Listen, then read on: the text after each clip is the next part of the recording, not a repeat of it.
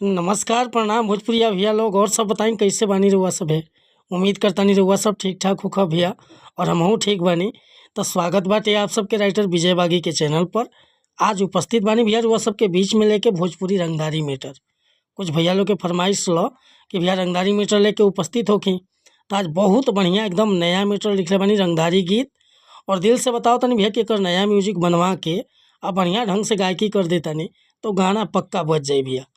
काहे कि रंगदारी ऑर्केस्ट्रा सॉन्ग है, बहुत मस्त मैटर बाटे। तो चली देर ना करते हुए मैटर के शुरुआत कइल जाए कि कैसे गावे के बा, का एकर धुन बा, का लय बा। लेकिन वीडियो स्टार्ट करे से पहले भैया एगो बात बतावल चाहतानी कि रउआ अगर नया सिंगर बानी आ सिंगिंग में इंटरेस्ट बा, अच्छा मैटर के तलाश में भटकतानी, सही ढंग के गीत नइखे मिलत, बढ़िया तुकबंदी नइखे मिलत, चाहे मन पसंद के मैटर नइखे मिलत, तो भैया अगर हमरा चैनल पर आ गइल बानी तो एकदम निश्चिंत रही, निराश भइला की जरूरत नइखे। रउआ जैसन भी मीटर चाहत होखब लिखवावे के, बिल्कुल उचित चार्ज पर रउआ के फर्स्ट क्लास के मीटर मिल जाई भैया व्हाट्सअप के जरिए।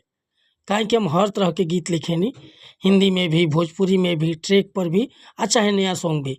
रउआ कोनो प्रकार के गीत लिखवाओ के बा, जैसे कि सैड सॉन्ग, ऑर्केस्ट्रा सॉन्ग, रंगदारी सॉन्ग, लोकगीत, पूर्वी गीत, निर्गुण गीत, चाहे भक्ति भजन, कोनो प्रकार के मीटर लिखवाओ के भैया डिस्क्रिप्शन में हमारा नंबर बा, फ़ोन या व्हाट्सअप कर सकीले।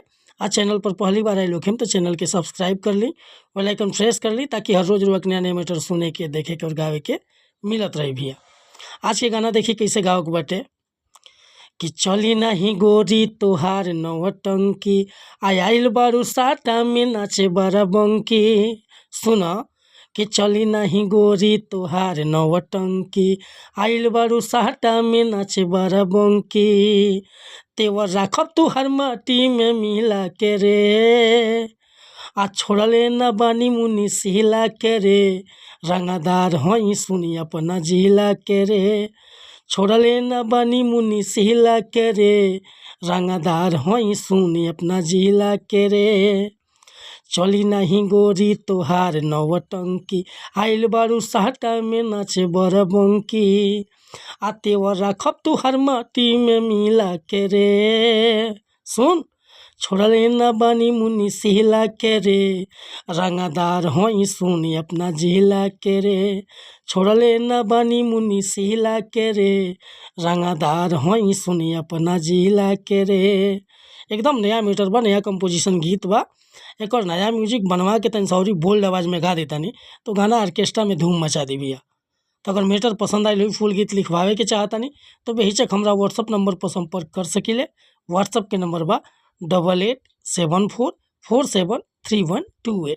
कोनो प्रकार के गाना लिखवाओ होखे, चाहे नया म्यूजिक बनवाओ होखे, कॉल या व्हाट्सअप कर सकतानी भैया। वीडियो पसंद आई तो एगो लाइक करब, कमेंट करब। आ चैनल पर पहली बार आए लोग तो चैनल के सब्सक्राइब कर ले। मिलतानी फिर से अगला वीडियो में कुछ नया गाना के साथ। तब तक के लिए अनुमति चाहतानी। नमस्कार, प्रणाम, धन्यवाद भैया। जय हिंद, जय भारत, जय भोजपुरी समाज।